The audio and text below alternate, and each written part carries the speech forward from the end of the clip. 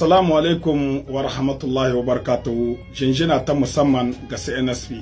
Jinjina ta musamman ga shugabanninmu na Nijar baki daya.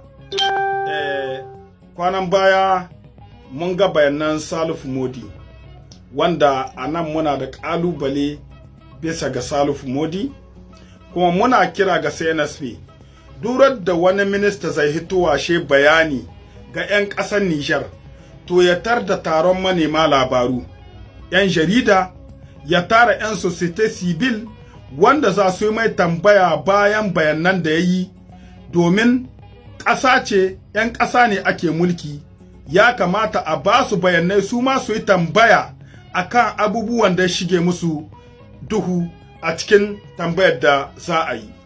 Na farko, ƙalubale shine magana General de Corps Salifu Modi, inda ya ce sun sayo kaya yaƙi, motoci yaƙi da dama ƙasar Benin ta hana su shigo ƙasar Nijar.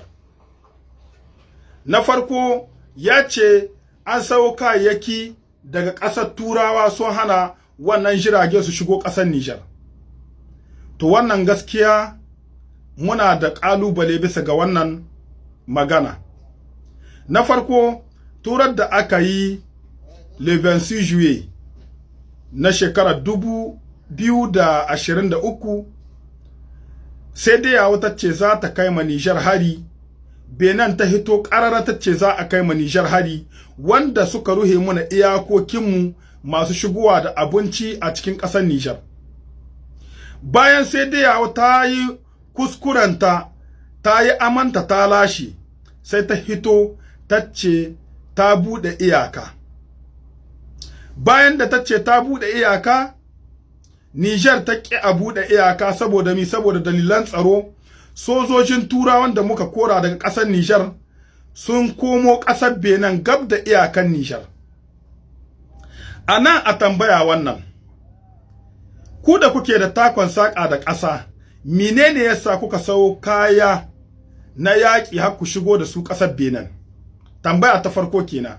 Tambaya ta biyu, menene yasa kuka sau kayayyaki yaƙi ga ƙasashen Turawa? Na san da dai ƙasar China muna iya sayo makamman mu ƙasar Rasha. Muna iya sayo makamman mu ƙasar China. To menene yasa mun ga jirage da sun kai ta kayayyaki yaƙi ƙasar Nijar daga ƙasar Rasha?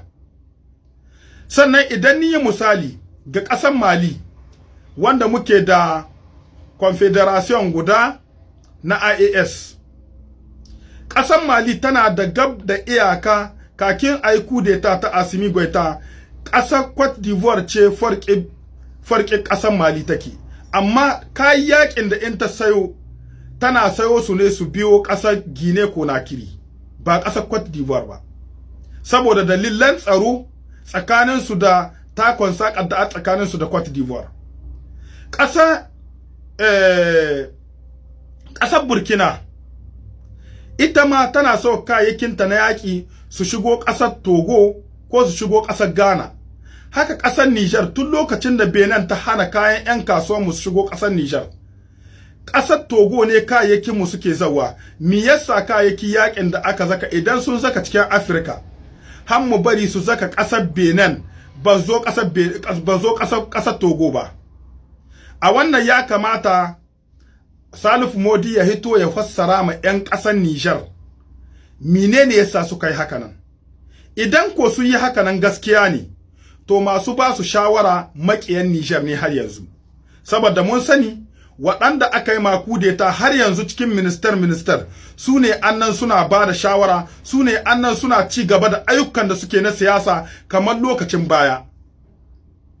Kina kira ga CNSP, idan za a taron manema labaru, dan Allah, idan minista zai hito a ya faɗi abubuwan da ya yi ko irin abubuwan da aka yi, to dan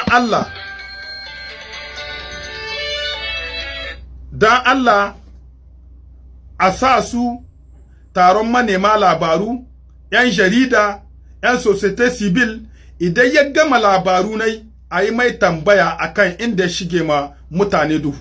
Yanzu ga magana da Salifu Modi yayi, wallahi zaman mu na masoya ƙasar Niger, zaman mu na masoya CNSP, wallahi ni wannan magana ta shige mini duhu. Kuma ba ni kadai ba, abokin gaba baka ka kayan ka na yaki cikin ƙasar da kuke da takon saka da ita.